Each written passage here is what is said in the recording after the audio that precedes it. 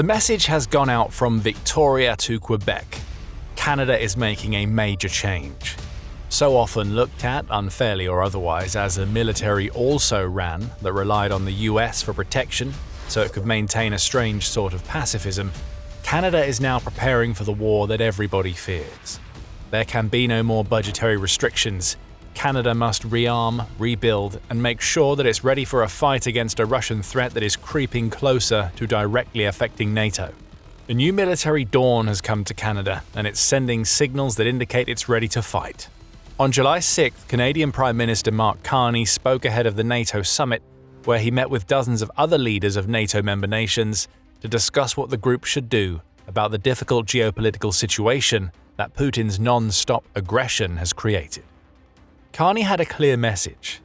In a more dangerous and divided world, Canada must do more to defend ourselves, secure our sovereignty, and support our allies, Canada's Prime Minister declared, before adding that the decades of foreign policy decisions that saw Canada's military shaped by the assumptions that it would always be backed by its most powerful partner are over.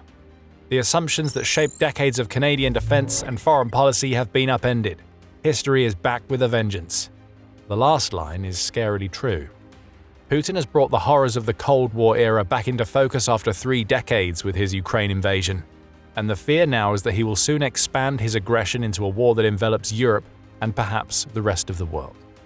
What we see here is a complete turnaround in Canadian policy being announced by Carney. For decades, Canada has been seen as one of NATO's weakest links, the Wall Street Journal reports. The outlet has a point. The nation has a long history of coming nowhere close to meeting NATO's defense spending target of 2% of a member's gross domestic product or GDP. As recently as 2025, Canada was only spending 1.37% of its GDP on defense, and it has regularly fallen below the NATO target since it was created in 2006. That has changed in 2026, and we'll be exploring how soon. But Carney's declaration is far more than bluster from a nation that has always had the potential to be a major military power.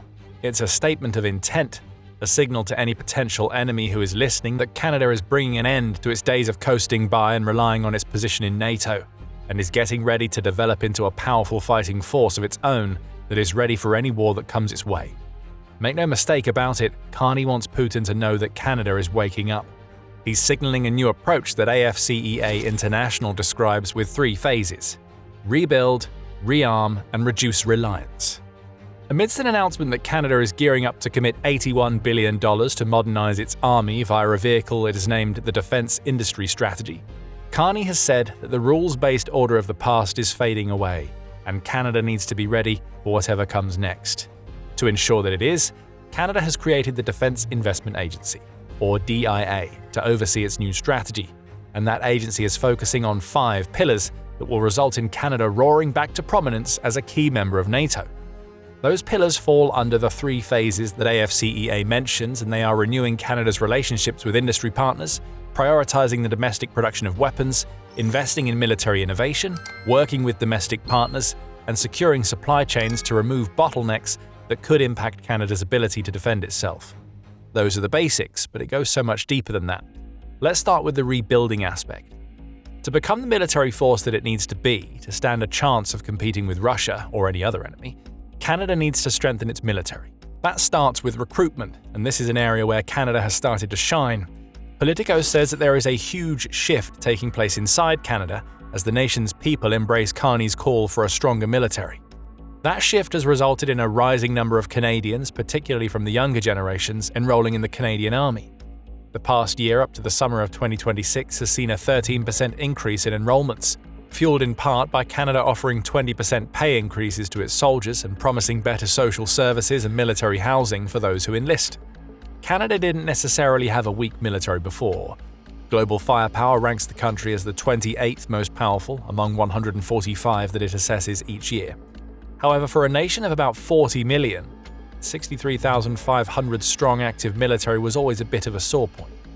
That simply isn't a large enough military from a manpower perspective, especially compared to the US, and Canadians are quickly realizing that. Politico reports that 63% of Canadians now believe that the country needs to spend more on its defense than it already does, especially in the wake of tensions rising with the US that we'll be getting to soon.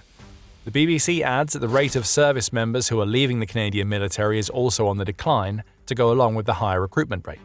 All of this is vital to the rebuilding portion of Canada's transformation. To strengthen a military, you must first have the will of the people. Canada seems to have that, which gives it a strong foundation on which to build. And build is what Canada is doing. Canada has created a 58-page strategy document to outline its upcoming spending commitments from now until 2035. These commitments include $180 billion dedicated to procurement and $290 billion to be plunged into the country's defense infrastructure. In other words, the literal building of the weapons and defenses that Canada needs if it's going to stand a chance in any upcoming war.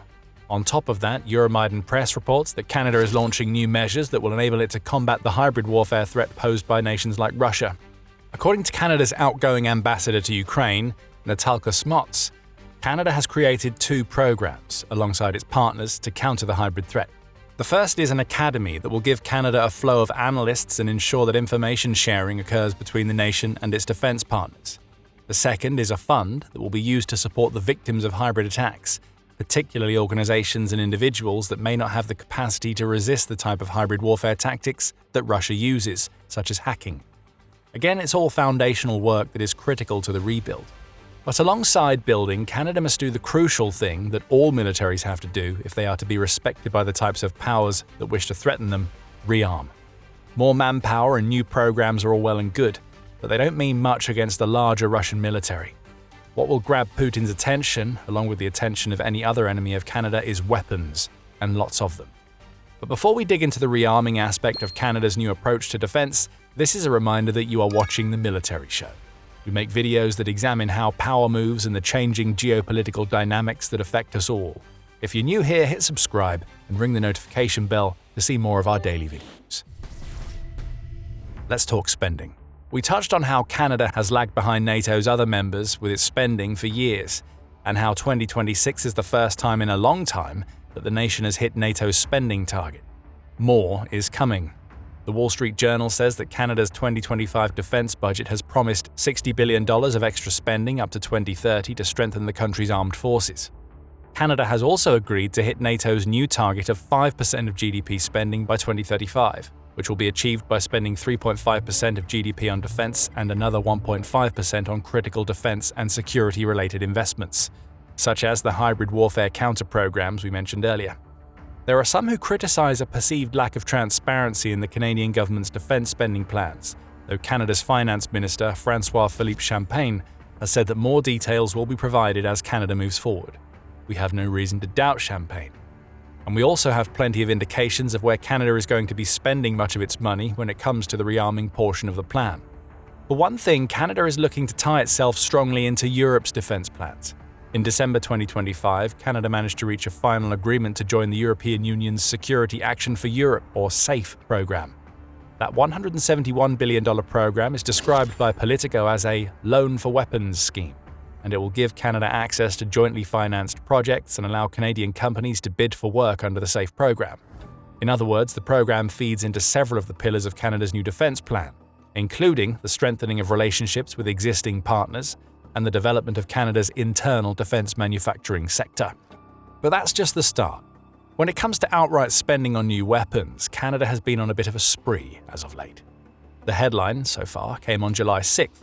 That's when the news broke that Canada has agreed to purchase 12 submarines from Germany in what the BBC calls the largest ever deal of its kind. This deal sees Canada confront a key naval problem, which is that only 1 in 4 existing submarines is actually seaworthy. And it will also feed into that all-important pillar of Canada building up its own defense manufacturing capacity. The deal, which has been agreed but not yet formalized, has seen Canada choose TKMS as its supplier of the submarines. That company specializes in building non-nuclear submarines, so Canada won't be investing in absolutely top-of-the-line submersibles. But that's not what matters. What does matter is that Canada is investing at all after years of letting its navy struggle along with inadequate submarines. Once completed, these 12 submarines will give Canada the ability to have 3 subs operating at any given time, affording room for maintenance and upkeep of the other submarines. Oh, and the subs will have under-ice capabilities. For a country that expects conflict with Russia in the Arctic region, that is vital. The deal is still in the early stages, and we don't yet know how much Canada is going to spend or when it will receive the submarines. But 12 subs don't come cheap, and continuing with the spending spree, there are other deals that show us how Canada is actively rearming its military.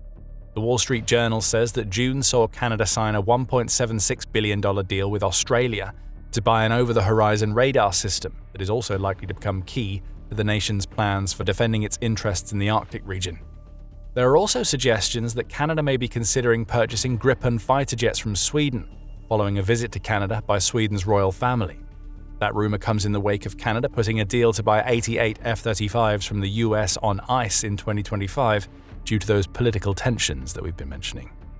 There's more. In March, it was reported that Canada has agreed to a $307 million deal with Colt to purchase 30,000 new Army rifles, all of which will be made in Canada.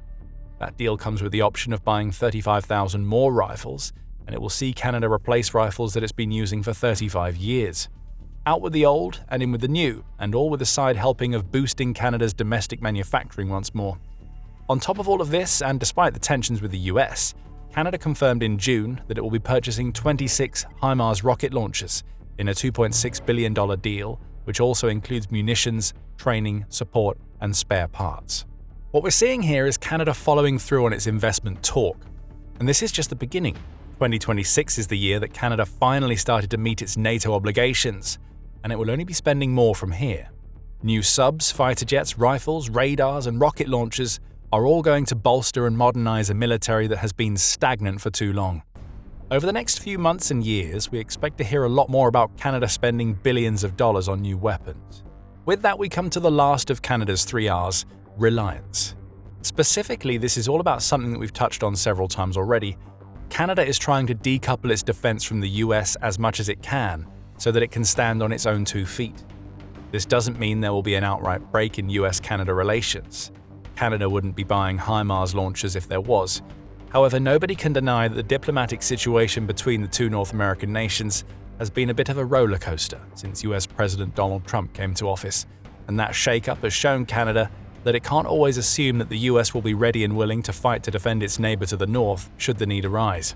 The relationship that once seemed rock solid was shown to be more fragile than anybody expected mere days after Trump became president.